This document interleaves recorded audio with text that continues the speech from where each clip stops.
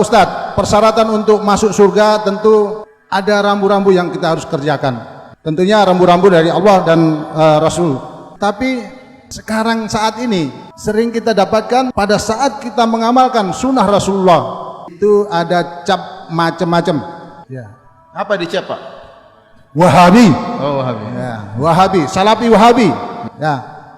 Tolong dijelaskan masalah Salafi Wahabi ini, karena antara Syekh Muhammad Abdul Wahab dengan Wahabi yang begitu jauh antaranya zamannya beda. Nah, ini tolong agar persepsi daripada masyarakat ini lebih cenderung ke Salafi Wahabi yang dicap kepada kita. Satu contoh kecil, saat kita meluruskan sholat, ini ajaran Wahabi. Saat kita meluruskan telapak kaki, ini ajaran Wahabi. Jangan nginjak kaki saya. Nah, ini tolong diluruskan, Ustadz. Dan satu-satunya yang bisa meluruskan adalah Ustadz. Oh, enggak. Enggak boleh gitu. Enggak. Ya, karena lebih banyak yang mendengar. Saya bertemu dengan Ustadz di Madinah selama 8 hari. Saya non-stop dengan teman-teman. Nah, ini luar biasa, internasional Ustadz yang bisa aplikasi daripada julukan-julukan itu. Karena itu juga menghalangi kita masuk surga, karena tidak mengamalkan sunnah Rasul. Tolong jelaskan, Ustadz. Terima kasih. Assalamualaikum warahmatullahi wabarakatuh. Assalamualaikum. Insya Allah kalau masuk surga nggak ada yang panggil Wahabi lagi. Ya, saya bilang banyak saudara-saudara kita tatkala memberi gelar, memberi lakop karena tidak ngerti. Ya, kita beri uzur kepada mereka. Mereka tidak ngerti. Ya, tugas kita menyampaikan. Ya, ada orang tuduh kita dengan tuduhan tidak. Mungkin kita sakit hati, tapi ya kita bersabar. Ya. Jangankan kita, Nabi SAW dituduh dengan tuduhan yang tidak. Beliau juga sakit hati. Beliau seorang Nabi, tapi juga merasakan sakit hati karena Nabi SAW memiliki sifat manusia sebagai ujian. Allah sebutkan dalam Al-Quran, وَلَقَدْ نَعْلَمُ أَنَّكَ يَضِيقُ صَدْرُكَ بِمَا يَقُولُونَ. Sungguh kami tahu bahwasanya dadamu sesak wahai Rasulullah akibat apa yang mereka katakan. Berarti Rasulullah SAW juga merasakan sakit hati tatkala dituduh dengan tuduhan yang tidak. Tapi banyak orang saudara-saudara kita menuduh kita dengan Wahabi, ya. Maka mungkin mereka tidak tahu siapa Syekh Muhammad bin Abdul Wahab rahimahullah ta'ala. Apalagi banyak orang-orang Syiah yang menyebarkan isu bahwasanya Wahabi mengkafirkan kaum muslimin, Wahabi ya suka menumpahkan darah kaum muslimin, ya, dan macam-macam tuduhan. Wahabi mengharamkan ziarah kubur, Wahabi mengharamkan salawat kepada Nabi sallallahu alaihi wasallam, tuduhan yang dihembuskan. Kemudian tuduhan-tuduhan tersebut disambut oleh sebagian saudara-saudara kita. Akhirnya semakin besar tuduhan tersebut. Dan ini semua adalah tuduhan tidak benar. Kita mengatakan kenyataan mendustakan itu semua. Kita tahu Raja Wahabi, Raja Salman, ya, di antaranya. Hafizahullah ta'ala. Hari ini saya baru dapat kabar dia menyuruh seorang wartawan diberhentikan dari pekerjaannya dan koran dipermasalahkan, dikasuskan. Kenapa? Karena wartawan tersebut memuji dia berlebihan.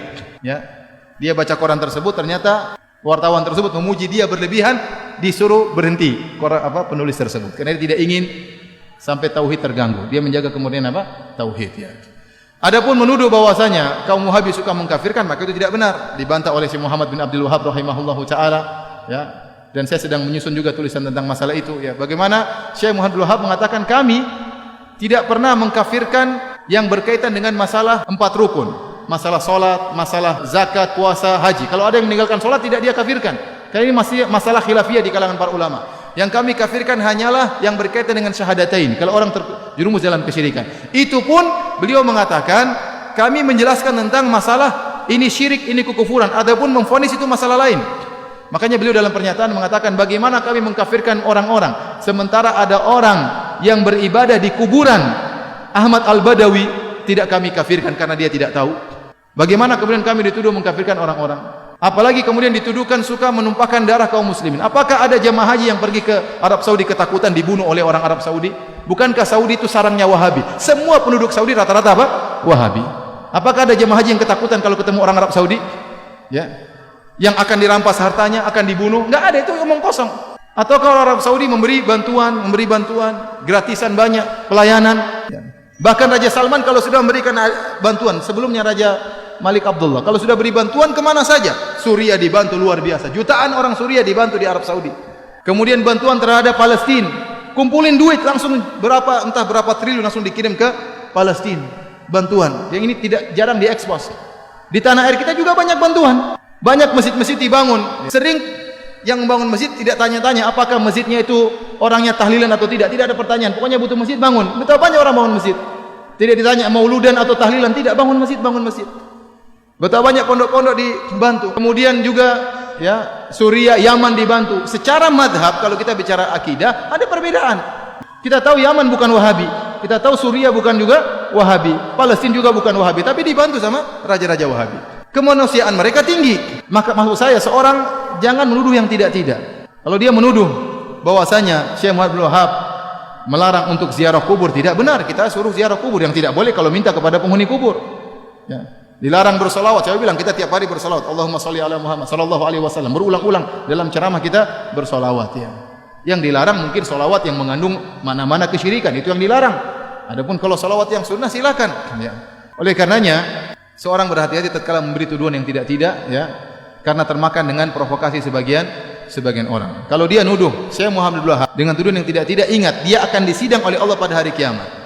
Kita kalau nuduh orang tidak benar, kita akan disidang berhadapan dengan Syekh Muhammad bin Abdul Wahab, dan hati-hati jangan-jangan pahala kita diambil oleh beliau seluruhnya. Karena kita tuduh dia dengan tuduhan yang tidak-tidak. Ya, ini bahaya, hati-hati. Maka seorang tatkala berbicara hendaknya dia berfikir sebelum mengucapkan apa yang dia ucapkan. Dan saya katakan bahwasanya kita bersabar kalau dituduh yang tidak-tidak, yang penting kita menjalankan sunnah. Dan ingat, kita tidak ada yang mengkultuskan Syekh Muhammad bin Abdul Wahab. Syekh Muhammad bin Abdul Wahab rahimahullah hanyalah seorang ulama yang bermadzhab Hambali. Jadi bisa salah bisa benar. Kalau salah kita tolak, kalau benar kita ambil. Dia sebagaimana ulama-ulama yang lain, bisa salah bisa benar. Makanya dalam kajian-kajian kita juga hampir tidak pernah kita bilang berkata Wahabi, berkata Muhammad bin Wahab, tidak pernah. Saya yang sampaikan dari apa saya ucapkan. Perkataan Syekh Muhammad bin Wahab tidak ada saya ucapkan, tidak ada saya nukilkan. Ya, hampir tidak pernah. Kita sampaikan perkataan para ulama, perkataan ahli tafsir, siapa saja. Maka jangan kita berbuat zalim terhadap seorang pahlawan seperti Syekh Muhammad bin Wahab. Beliau adalah pahlawan. Dengan jasa beliau berdirilah kerajaan Arab Saudi. Dengan jasa beliau berdirilah kerajaan Arab Saudi. Yang sekarang kita bisa merasakan kenikmatan adanya kerajaan Arab Saudi, adanya ketentraman, adanya keamanan, adanya ibadah yang tentram di sana. Bagaimana bantuan kerajaan Arab Saudi kepada negara-negara Islam, itu salah satu jasanya Syekh Muhammad bin Abdul Wahab rahimahullahu taala. Jadi saya sering sampaikan, Syekh Muhammad bin Wahab itu di Saudi seperti tuanku Imam Bonjol di tanah air kita, seperti Pangeran Diponegoro di tanah air kita. Maka mereka cinta kepada pahlawan mereka, wajar. Kalau mereka cinta, mereka pelajari buku-bukunya, tapi mereka tidak fanatik. Kalau salah dibilang salah. Wallahu a'lam bishawab.